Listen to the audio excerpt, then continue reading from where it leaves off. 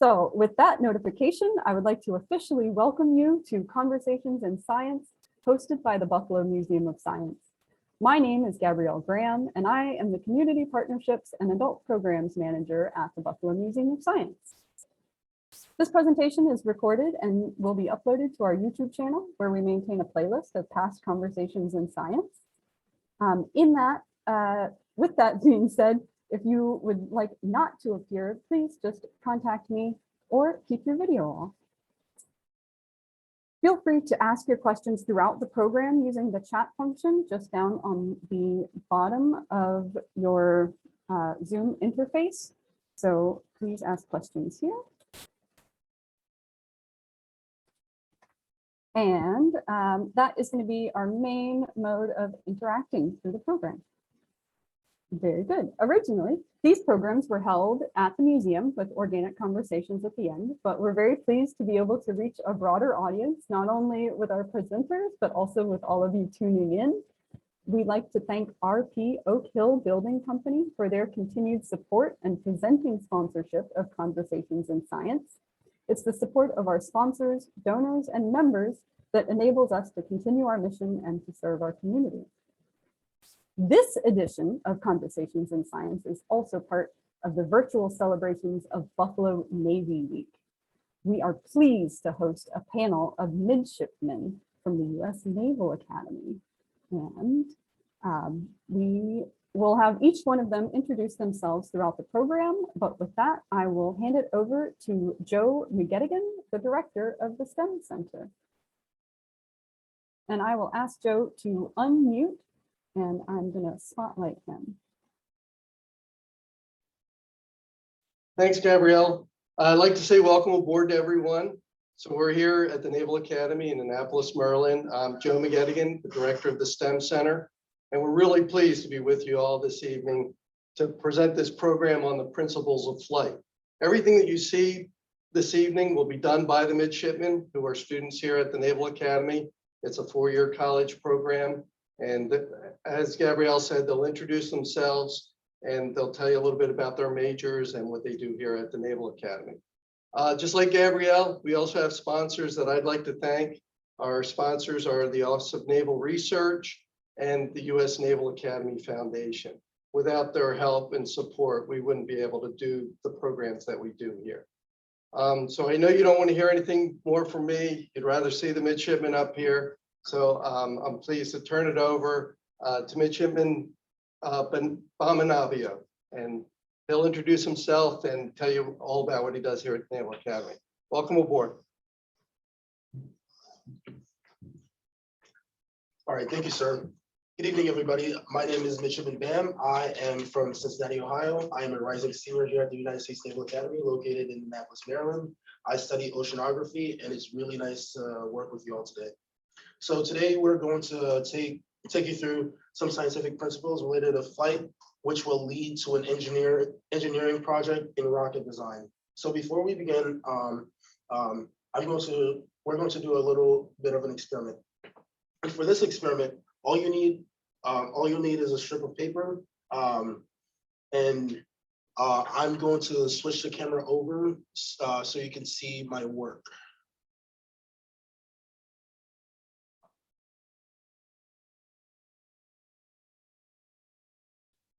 Looks good. Awesome. So I hope everybody can see that. So, like I said, all you'll need for this experiment is a sheet of paper, like so. And the first thing that you're going to do with this is you're going to fold this in half, hamburger style.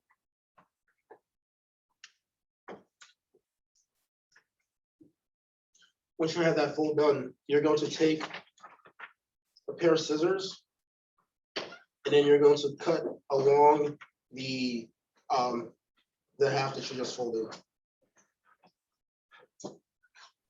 And if anyone doesn't have scissors, you can fold it twice with a good crease and pull it along a straight, sharp edge, like the edge of your table. Yes, that works as well. Thank you. So now that you have that half sheet of paper, you're going to cut about 3 inches or so from one edge, and that's going to be your the paper that you're going to use. So this is about 3 inches, and we're going to cut that.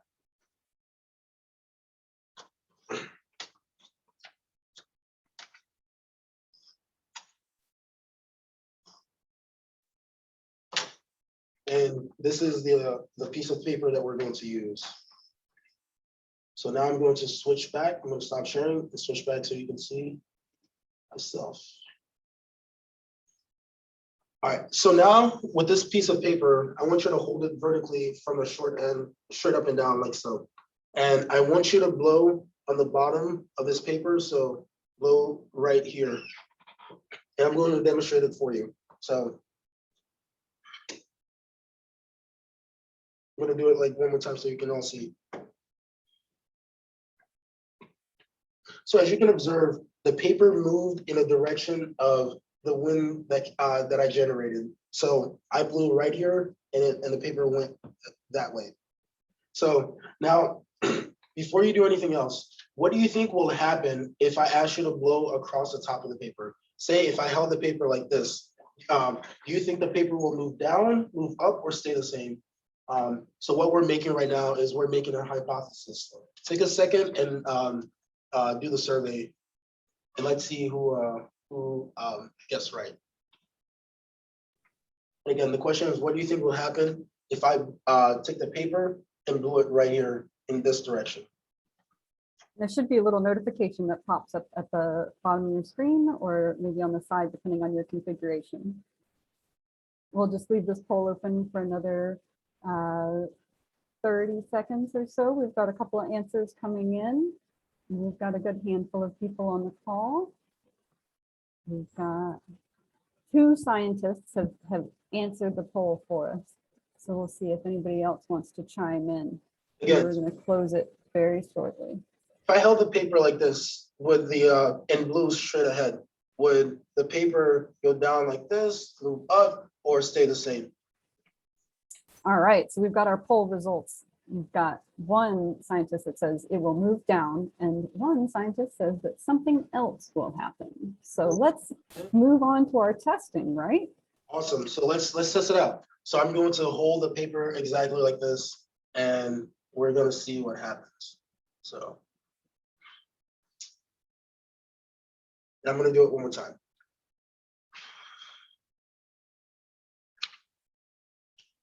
So as you can see, what happened was the paper moved upwards towards the fast-moving air, and this is because of Bernoulli's principle. So just to show you all what Bernoulli's equation looks like, this right here is Bernoulli's equation.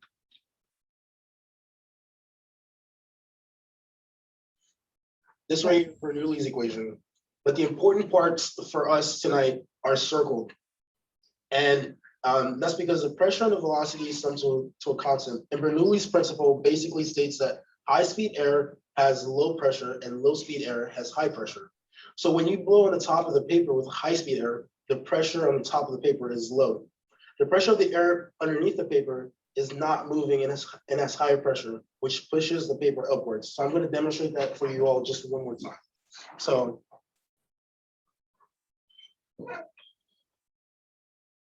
and that's essentially what we just proved. So objects will always tend to move from high pressure to lower pressure. And you've actually experienced this phenomenon before. If you've ever noticed that the shower curtain blows inward when the water from the shower head creates high velocity air. So the fast moving air inside the shower has low pressure, and the higher atmospheric pressure from the room causes the shower curtain to move towards the moving water and move towards yourself. So Bernoulli's principle explains why and how things like airplanes can fly using the principle of lift. So now that we've gone over Bernoulli's principle, I'm going to pass the mic on to Midshipman Kate, who will discuss center of gravity.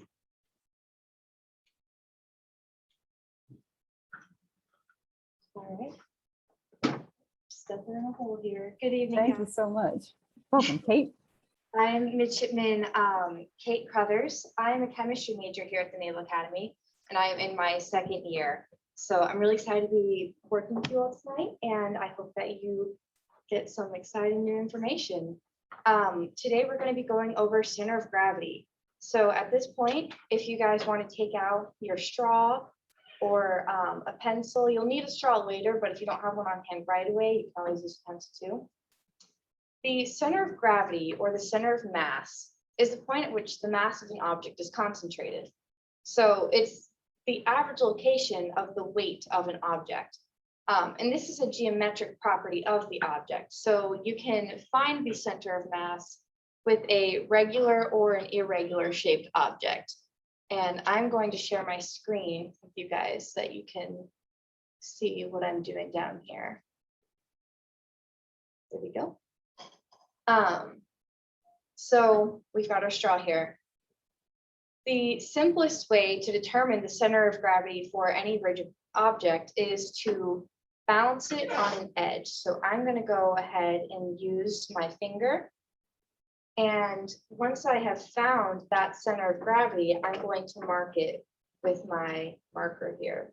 So for this straw, as you can see, it's right in the middle, which makes sense because this straw is uniformly shaped and made of all the same material. And so its weight is going to be the same the whole way across.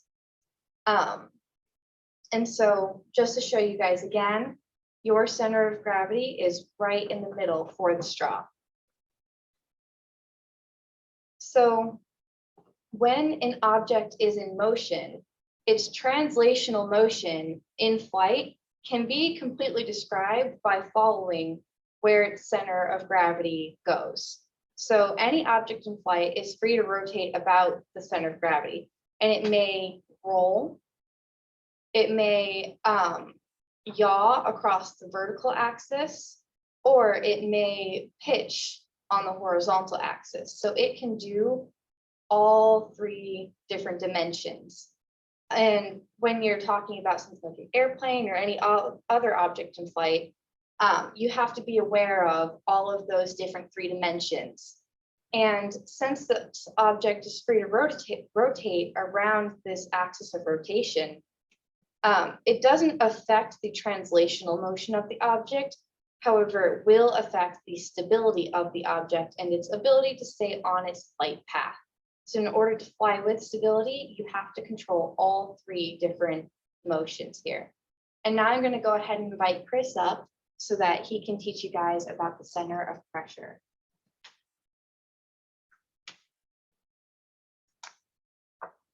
Alrighty. The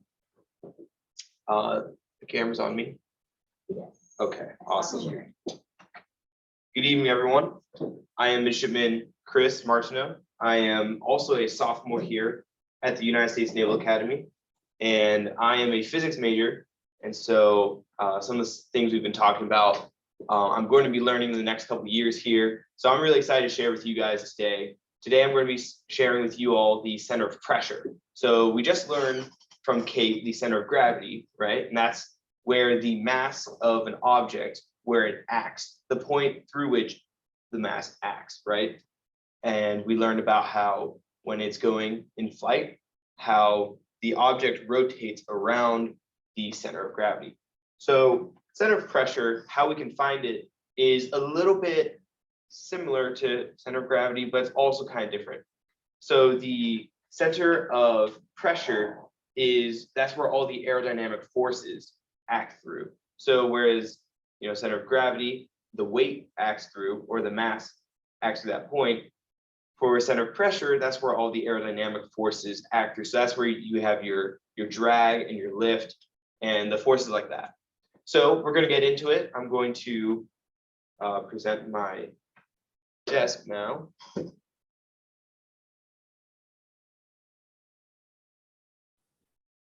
Alrighty. Looks great. Good job.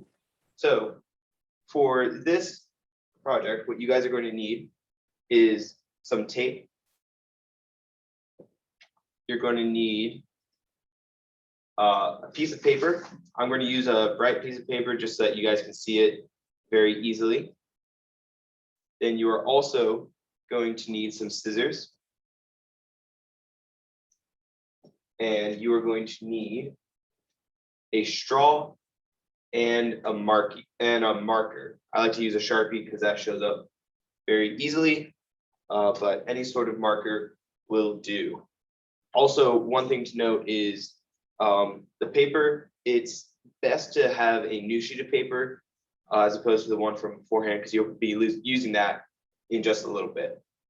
So we talked about how the center of gravity, the easiest way to find that, right? That's to balance it on your finger, and wherever that balance is, that's where your center of gravity is, right? However, a center of pressure is a little different because pressure acts through more of an area as opposed to the whole object. What we actually need to do is we need to take what's called the 2D projection of the object. And so in our case, the straw, it's pretty simple. The easiest way to do this is you just set it on a sheet of paper and you can just trace it. So I'm going to give you guys a little bit of time to do that, and you'll be able to do it along with me. So I'm just going to put it down and nice and easy, trace it out. You want to make sure you're making it as accurately as possible, because this is dealing with physics, and physics is very precise. Now, at the same time, this is just a fun little experiment. So if it's not 100% perfect, absolutely no worries. We're just doing this as an example for you guys. And it is always good to practice, as this is not the actual rockets that are being flown or crafts that are launched into the air. So this is, if there's a time to make mistakes, it is certainly in this program, but the need for perfection is definitely something that's crucial when it's a manned, crewed craft. Exactly. So NASA, they use a whole bunch more complex machines to calculate this. So now that you have your rectangle, what we're going to do next is we're just going to cut it out. And this, what we're going to be ending up doing with this cutout is we're going to wrap it in tape to give it stability. And then by bouncing this cutout on our finger, we're actually going to be able to calculate, or estimate rather, the center of pressure.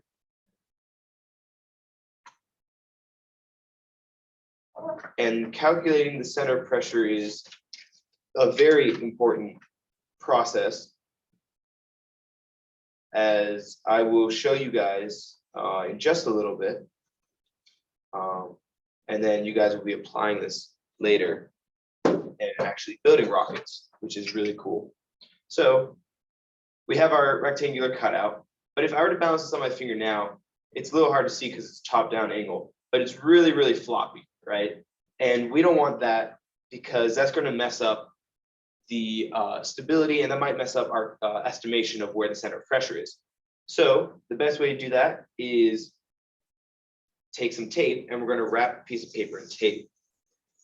And now if you are following along and you're like, I'd love to do this experiment, I just don't have good paper, I don't really have tape nearby, that is perfectly okay. What actually works, honestly, even better than tape is getting cardboard. So if you have any cardboard, even just like in your recycling bin, an old cereal box, feel free to get that out and trace a straw. And so here we have our tape, and now I'm just going to take the ends and I'm just going to wrap it up. And make sure that when you wrap it, you want to make sure it's as tight as can be, just so that we don't mess with the overall balance of our projection here. So I'm taking these ends, I'm just folding it.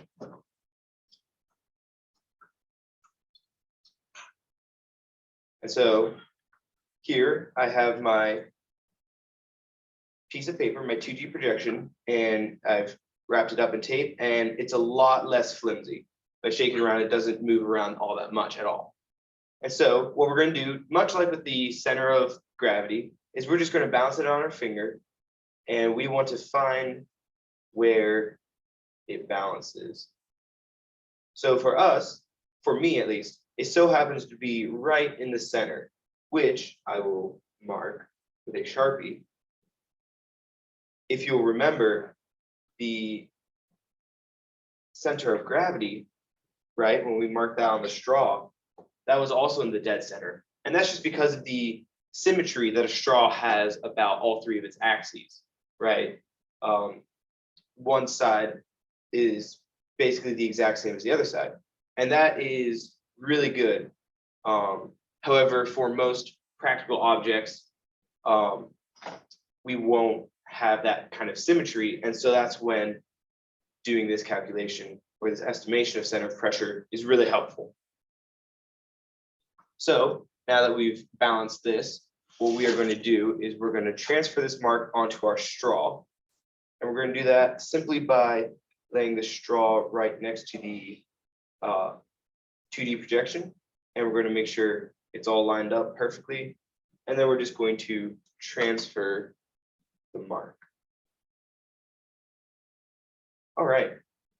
So this is all great, but what does this actually mean for us? How is knowing the center of pressure, how is that actually helpful, right? So imagine that we have our rocket, and this is our rocket, and it is flying this way, right? We're launching it this way, and it's flying, and it's all good. But then suddenly there's this force, this external force that comes and it knocks our rocket off course, right? Well, we want it to be perfectly level, but now suddenly it's knocked off. So we have two different forces that are kind of going on with the rocket right now. We have the weight, which is acting through the center of gravity, right? That's right at the center. And then we have our aerodynamic forces, or our lift, and that is acting through our center of pressure. So our center of pressure still happens to be exactly where our center of gravity is. And so I'm going to put the arrows right here and here. And so we're flying along, and there's a force, it hits our rocket, and we're knocked off path, off our original course. Well, if you look, there's this force pulling down here, but then there's an equal and opposite force pulling up. And so these don't actually do anything for the rocket visibly. And so this rocket isn't going to get corrected, right? It's going to stay at this angle, and it's going to continue to fly off course, and we're not going to get where we want to go. So imagine for a second that instead of having this perfectly cylindrical object, we were to have some sort of a different object that has the center of pressure shifted a little higher, right? So like, for example, these scissors. If these scissors were our rocket, and say the center of gravity was still here, but as you can see by how the 2D shape would look, it's a lot bulkier on this end, and so our center of pressure is a lot higher. So I'm going to use a straw just because it doesn't take up too much room on the camera. But imagine for a second that the center of pressure is higher, but the center of gravity is still here in the center. So again, we're flying along, and then this outside force comes and hits the rocket, knocks it off course. Well, these forces are no longer equal and opposite, right? Because we have this object that rotates around the center, around the center of gravity, rather. But then suddenly we have this other force that's creating what's called a moment, right? It's creating torque. It's like, when you take a wrench and you spin it, right? That needs torque, and that's like circular force. And so that's what this is creating. That's what this lift is creating from our center of pressure. And what that's actually going to do is it's just going to continue to rotate our rocket round and around faster and faster. And our rocket's not going to go anywhere. It's going to end up just crashing and burning. Hopefully we don't have any people on board. That would not be very pleasant, So thankfully we're here in the lab and just viewing this as opposed to seeing it out in person, right? And so that's what would happen if our center of pressure were too far forward. Now imagine we have a third rocket, and this rocket is shaped a little differently. So again, center of gravity is here in the center, but the center of pressure is shifted back a little bit. So again, we're traveling along, and then this external force comes and it knocks our rocket off course. Well, now this center of pressure is creating a lift and that's creating torque, but it's going in the other direction. And so actually, if it is strong enough, it will be able to offset this external force that's coming, and it will actually right our rocket, allowing us to stay on course exactly as planned. And so these are some things that all go into designing a rocket. You want, let me switch my camera for you guys so that you can see my lovely face instead of the paper. So these are some of the things that go into designing a rocket, right? We need to calculate not only the center of gravity, so we know how it's going to rotate, but we also need to calculate the center of pressure so that we can be able to correct ourselves in flight. And usually, for the most part, we would want the center of pressure behind the center of gravity. But I'm sure there are always exceptions. And so there are definitely some circumstances where the center of pressure should be a little far forward. And that's why we do experiments. That's why we do the calculations in the lab instead of just assuming things, building a rocket and having it crash and maybe even having some people die. So that's all the application of what I just showed you guys. That's the concepts behind it, at least. And that's the reasoning why it's so important. So now I'm going to invite Ensign Corey up, and he's going to be actually building rockets with you guys. And we're going to be keeping in mind the center of gravity and center of pressure. So Ensign Corey, if you'll come up, please. Camera's on you. Yep. Good evening, everyone. My name is Ensign Corey Harding, newly commissioned officer in the United States Navy, class 2021. So we've now entered the engineering design process where we're going to be constructing 3 different types of rockets. So hopefully everybody has their half sheet of paper from the first experiment we did, the Bernoulli experiment. So if you do have that, please take that out now. If not, just go ahead and take a regular piece of paper and cut that in half. We're going to be using that as the shell of our rockets. And I'll start narrating a little bit conceptually what we're going to be talking about as we enter this phase. So essentially, we've discussed center of gravity and center of pressure so far. In an ideal sense, we want the center of pressure behind the center of gravity by approximately 1 to 2 times the diameter of the rocket. So we're going to try to experiment with that in this phase and see if we can get that just right. So Kate here, as you can see, she shared a little bit about that. She's going to be my trusty companion today, as she's going to be assisting me in construction. Welcome back, Kate. Yeah, I'll go ahead and share my screen now, and we'll get started.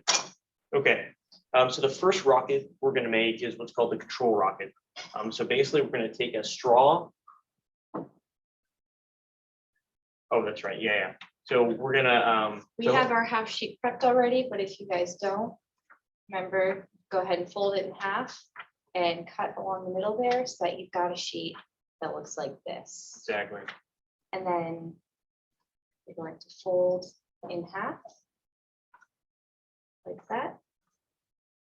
Fold again. And this should give you 4 slips of paper. You only need 1 of them. So you'll cut out 1 of these strips. But if you wanted to build 4 separate rockets for your experiments, then you would cut all 4. But we're just using 1 tonight. Yeah, sorry, go Yeah, ahead. we'll do a test with 1, and then each of you afterwards, you can use the remaining 3 to try out some different advanced techniques based on what you've learned today. So we have our 1 sheet of paper already. Kate's going to take a straw. She's going to place a straw on the leading edge of the paper and then sort of just wrap it around. Make sure it's important to note that you don't make it too tight so that we can actually launch it off the straw. And sometimes if the paper is a little sticky, you can give it a little bend in there before you roll.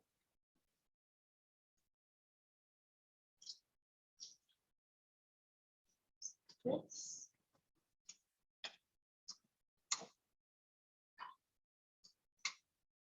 Now I'm going to tape. I like to tape the top and bottom edge first to keep it together so it doesn't unwind. And then I'll do a strip along the seam to keep it airtight.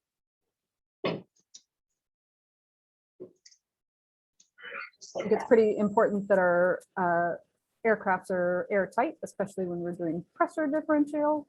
It's a lot more comfortable to be in a pressurized air cabin than it is an unpressurized airplane. That's for sure. Yep, so this rocket we're building right now acts as our control rocket. And the very last step, once you guys do that, is we're gonna place a piece of tape at the end of the rocket. So once again, seal the rocket. And if you've noticed that you have a lot of tape sort of concentrated in one area, just try to make the tape as uniform as possible to equalize weight across the shell. Because we're not trying to change the center of gravity right now. We're just trying to get our general test shape. And if your tape is all in one spot, then you're changing around where the weight is. Exactly. which Right is now, the center of gravity is supposed to be in the middle. So I've got my two pieces on the end and then all across so that the weight is still evenly distributed across this length here. And the top is sealed.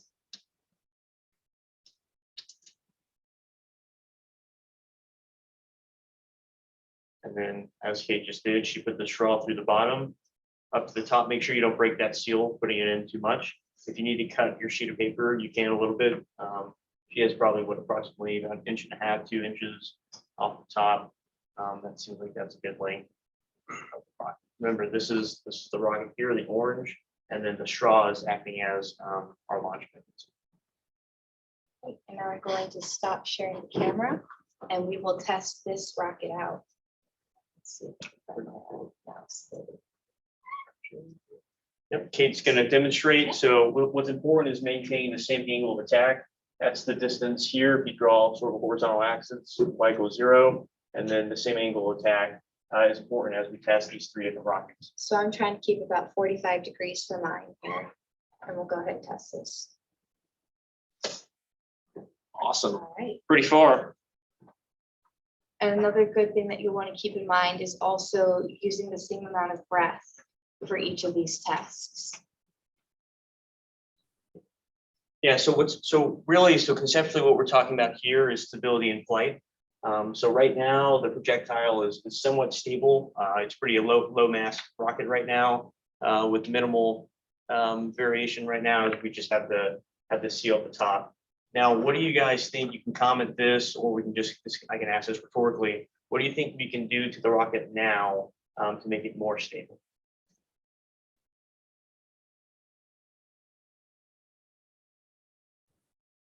What do y'all think? So we talked about stability when we changed the center of pressure and pressure, or if we change the center of gravity. So right now, our center of gravity and our center of pressure are both in the very, very middle. So what do we want to do? Do we want to move the blue arrow forward to move the center of gravity forward? Do we want to move the yellow arrow forward to change the pressure?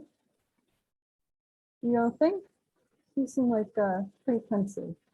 You give some time. Well, yeah, we'll move forward. So hopefully you guys thought a little bit about that, and you've also tested it already. So we'll get into the second rocket. For the second rocket, we're going to add some weight to the front of the rocket, and this will shift the center of gravity, as indicated in the blue arrow, upwards. This increase in load, like I said, will shift the center of gravity. And we'll do this by simply just taking a small sheet of paper as shown, crumble it up, and then remove the seal from your first rocket shell, and then just place that in the wedge there. And if you don't want to remove the seal, I'm going to go ahead and put this crumbled up piece of paper into the bottom, and I'll use my straw to kind of push it up to the top there so that it's resting right around here. And this is your launch zone. So that's another way to add the weight there.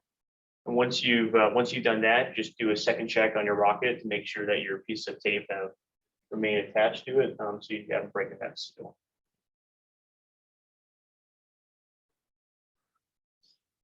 So as shown, the center of gravity was shifted up, and center of pressure will remain the same in the middle. And now we'll test this one.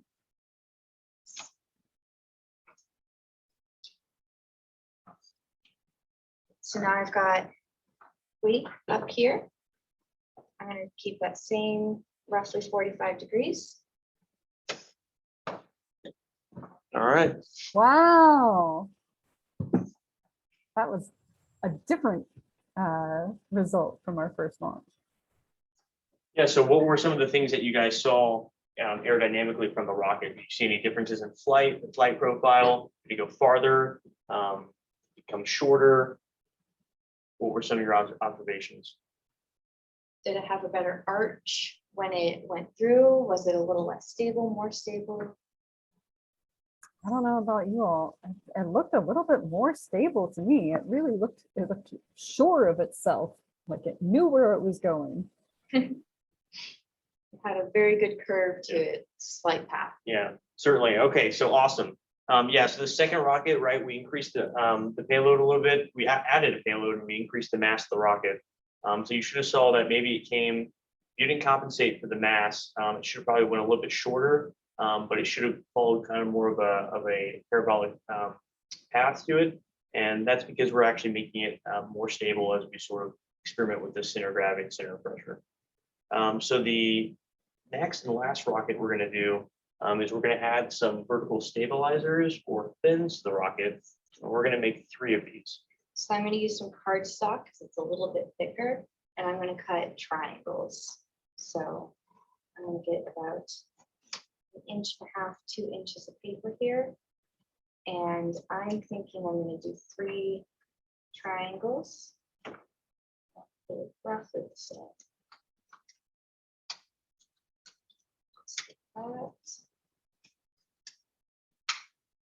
And then I'm going to take these down at the end, the launch point of my rocket. Yeah, so when you place your fins, so we're going to place them at the base of the rocket, right on the edge there on the bottom. But if you want to raise them a little bit, maybe 1/2 inch or so off the bottom of the rocket, you can do that. Or after we're done here, you can experiment more. You can add more fins, take fins off, change the triangular shape a little bit. So this is all part of the experimentation process. And with my fins, I'm going to try and keep mine evenly centered around my circle here. So I'm going to have roughly 120 degrees of separation between each of those. All the way around the side there. So a technique I'm using that helps me get my fin on pretty easily is I'm putting 2 pieces of tape on either side, making sure they don't touch. And then I find where I want to place my fin, and I just let those flaps slide down. And now we will get a final one. And we can test that one too. You can tell that you've been practicing because that is a good tip for construction. Certainly makes things easier.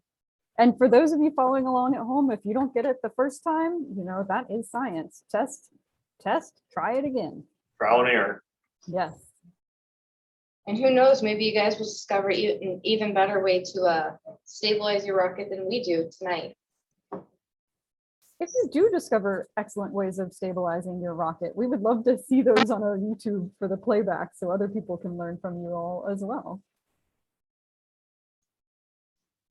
I'm going to go ahead and take down the tip of this one a little more just because it's moving some on me. I don't want too much movement here on the end. Yep. So overall, we should have 3 fins on our rocket. It should be airtight. We should have a seal at the nose of the rocket, as well as weight that we put in from the previous rocket variation. So we'll do our final test here. So we've got our fins all around. We've got our payload in the front still. So how is adding these fins going to change things? If we're without the fins, our center of pressure is still in the middle, but our center of gravity is towards the top. Will fins change anything about that? Remember what we said, fundamentally, we want the center of pressure behind the center of gravity, but right now they're pretty close to each other. We've added weight to the back of the rocket. But what will this change? It helps to think about, so the center of pressure, that was something that we determined by looking at the 2-dimensional projection. So if the overall shape of the rocket has changed, that's a good cue that something with the center of pressure has changed. And it's not quite in the middle anymore with our 2D model here. So your center of pressure has moved back. Yep. All right, well, we're gonna do our final test now. 45 degrees. Awesome. Hooray! So you just saw that, at least for ours, it went farther than our second test, not as far as the first one. I'm not sure if you guys saw the same observation to that, but definitely think this was the most stable of the three. Feel free to make other hypotheses about other rockets that we could make. Like I said, we could vary the fins and sort of add, different construction materials and things. So this is definitely something you guys can do on your own. We're going to transition now to more thoroughly dive into the center of pressure and center of gravity. Thank you. That was a great demonstration and a great activity, and I'm sure people are going to be testing this out all around the house. Good evening, I'm Byron McNeely. I'm from Washington, D.C. I'm a first year at the Naval Academy, or in your terms, a senior. I'm going into my final year of studying cyber operations. So I have with me here 3 rockets, and we're going to analyze these 3 rockets in terms of lift and weight. And keep in mind, weight tends to concentrate itself at the center of the object. So center of gravity, which I have annotated with the black dot. This I have just a regular cylinder, as we've all seen, nothing added to it. And to find the center of pressure, the 2D impression that Chris was talking about earlier, I use cardboard. You can use cardboard or paper. I use cardboard just to prove to you that the center of pressure is at the center. Center of pressure is at the center of the cylinder. Balance it on your finger.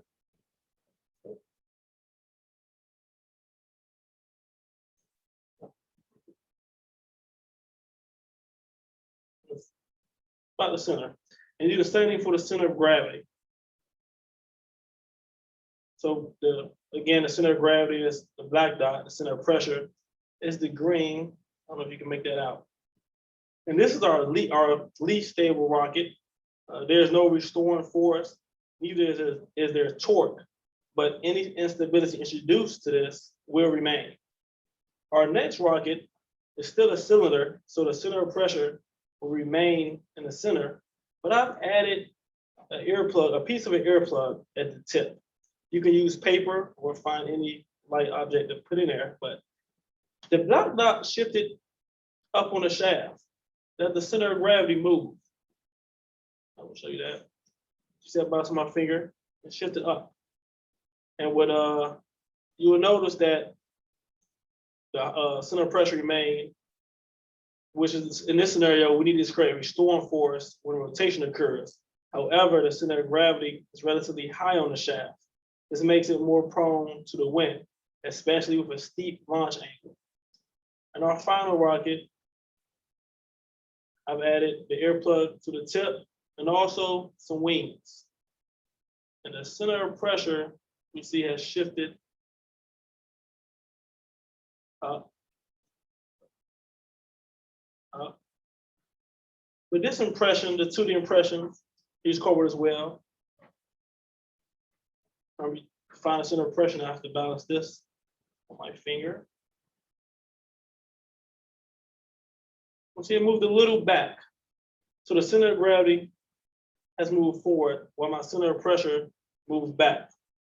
The effects of both of these design changes separates the center of pressure and gravity by about 1.5 times the rocket diameter and keeps the center of gravity low to reduce susceptibility to side winds. Now that you have a basic idea of the rocket design, I want you to ask yourself, will adding more fins or adding less fins make my design better? What about the weight of the paper? I use thicker paper, thinner paper? That's all a part of the engineering design process. You identify a problem and you build a solution. you test it, and you repeat that process. Thank you. And with that, we'll be going to our midshipman panel. Thank you so much. So now we're going to make a quick transition into the, I'm going to spotlight myself for a moment. Hello, welcome. So we're going to make a quick transition as our midshipmen arrange themselves. At this point, we have the remaining 14 minutes of our presentation to ask questions of anyone. Again, you are welcome to ask questions in the chat, and then I will read them aloud. And if anyone would like to ask your question verbally, you're welcome to raise your hand. So let me just switch the spotlight one more time, and we'll see our panel of speakers. Thank you so much for being with us today. Do we have any questions from what we've seen so far, or questions about how the midshipmen came to find themselves in STEM with the Navy?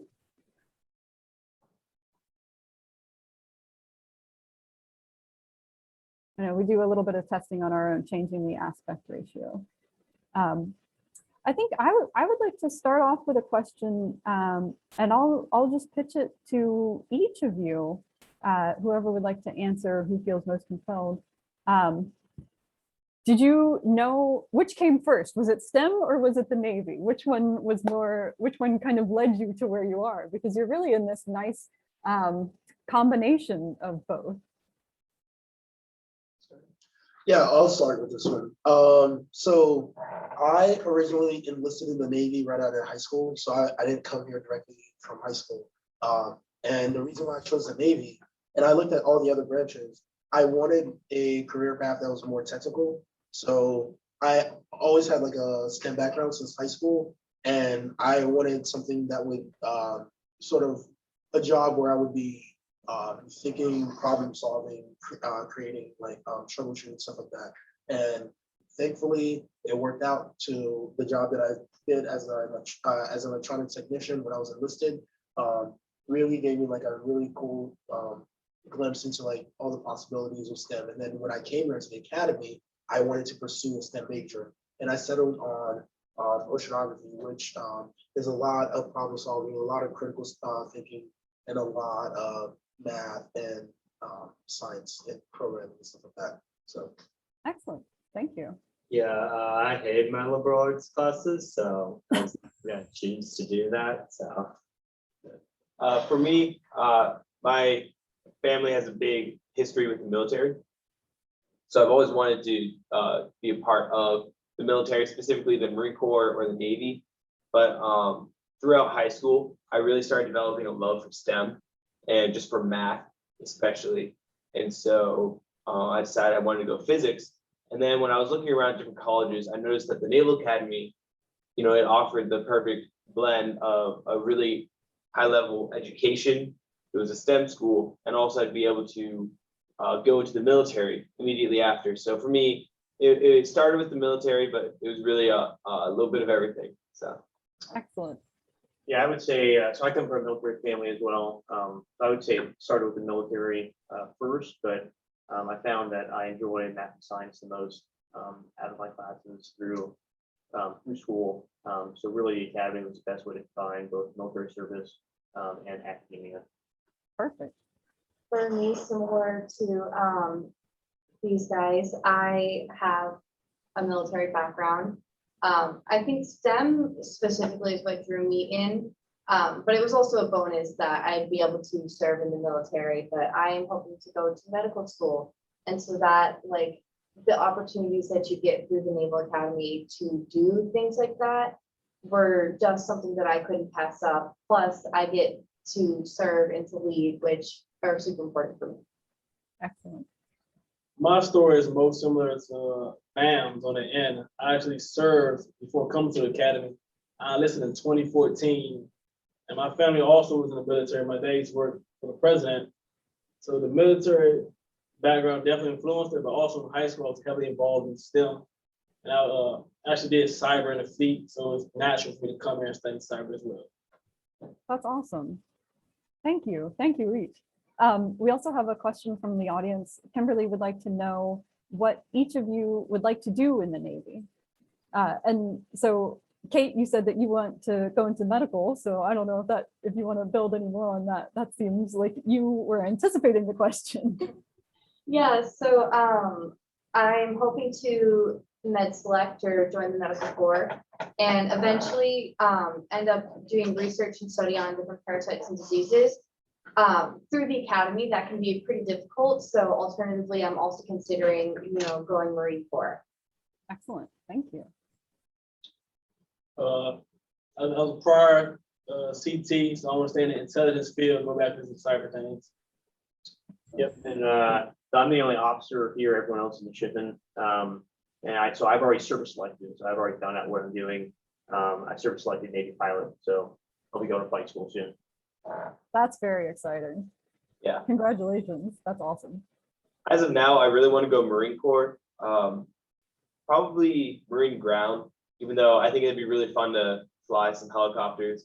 So I wouldn't be opposed to Marine Air, but I definitely want to go Marine Corps.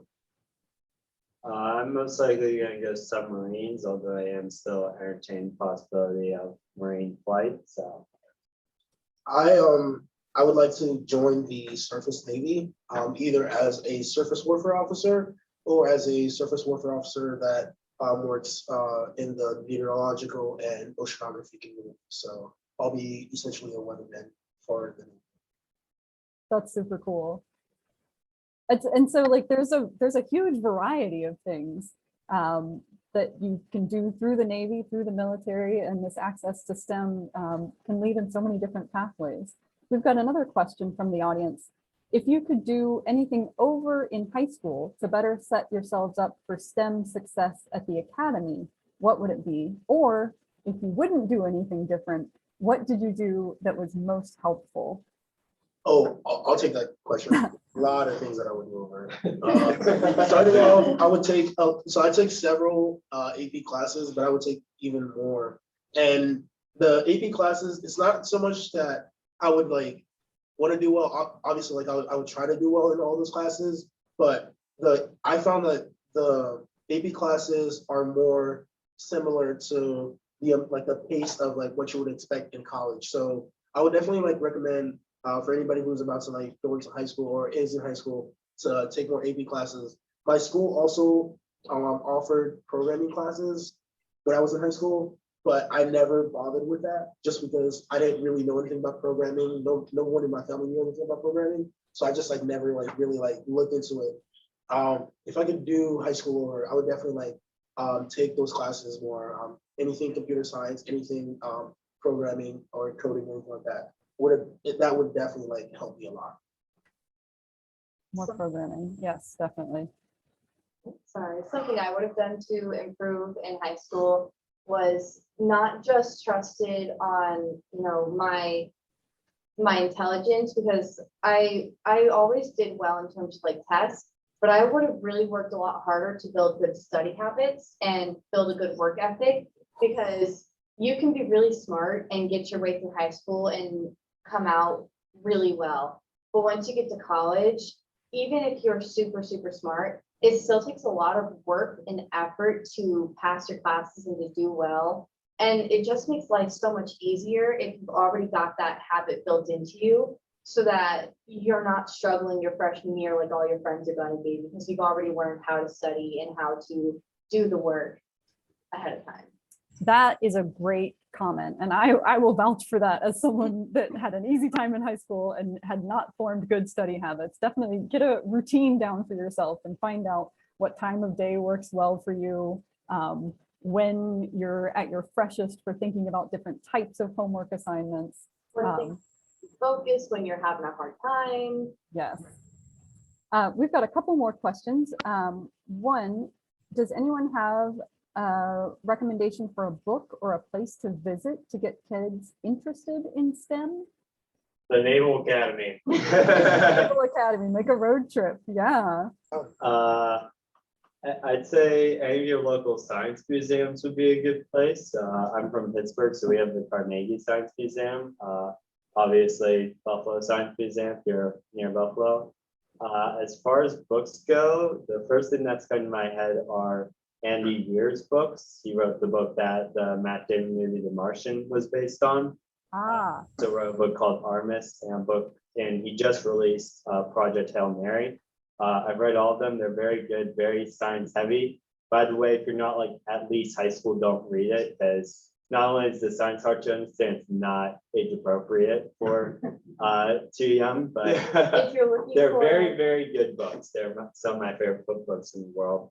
if you're I've- looking for fun science one, I read The Hot Zone in 7th grade, which is about the Ebola outbreaks, and that's what really like kind of sparked my interest. There's also a TV show on Animal Planet called The Monsters Inside Me. And so those two are really fun for getting you interested in science, but that's more biology. Lots of stuff on Netflix, Disney Plus, all that stuff, by the way, too. If you're looking for more science fiction to kind of like get your brain like stimulated, Ender's Game is one of my favorite books of all That's a time. good one. It will get you, if you like the military and you like science and you like STEM, Ender's Game is definitely the book for you. If you want more like hard sci-fi to where it's like very similar to like what we have technologically, Leviathan Waits is a really good book. And just like Brett said, if you're not in high school, probably wouldn't recommend you reading Leviathan Waits because it's not age appropriate, but the science is 100% like, or 99% like accurate. And it's just incredible reading through Leviathan Waits. those are some really great recommendations.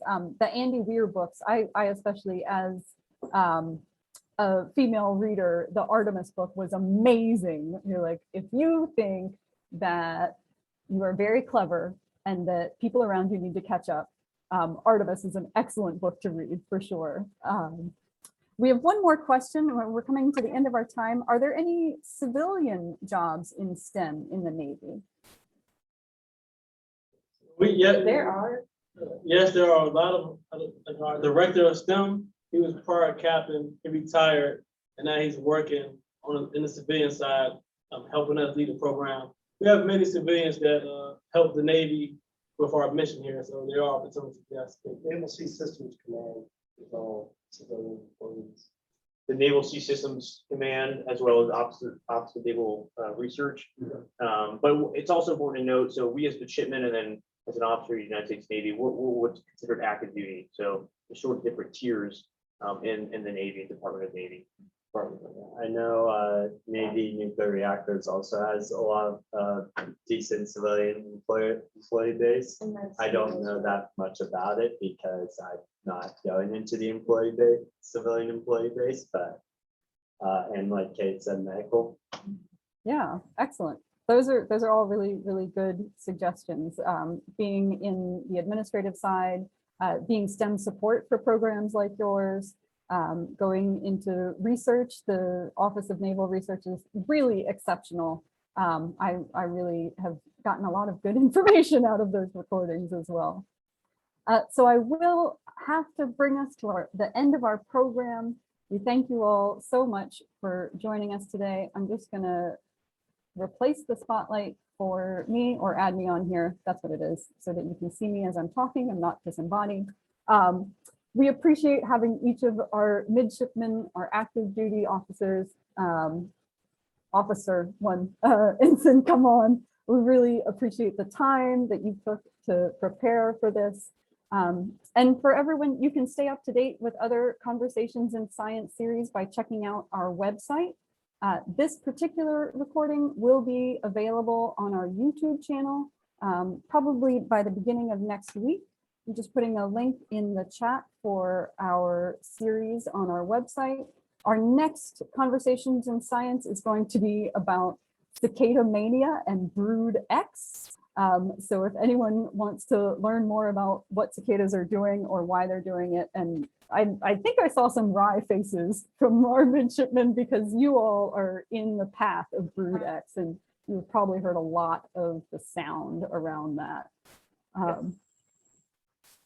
So also feedback is extremely important to us, not only to the museum, but also something that we'll share with other people like our midshipmen and their instructors. So if you have a few moments to take our survey, I've just put the link there as well. And then Elena says, thank you very much, midshipmen, officers, and Gabrielle. She will do a couple parts of this with her third graders, and they will love to hear everyone talk about their career goals. They're already interested in military and in STEM jobs. So thank you all so much for being part of this evening. We really have enjoyed being together and hope that you've had some fun in the experimentation. And with that, I'll sign off and we'll wish you all a very good evening. Thank you so much. Thank you. Thank you. Thank you.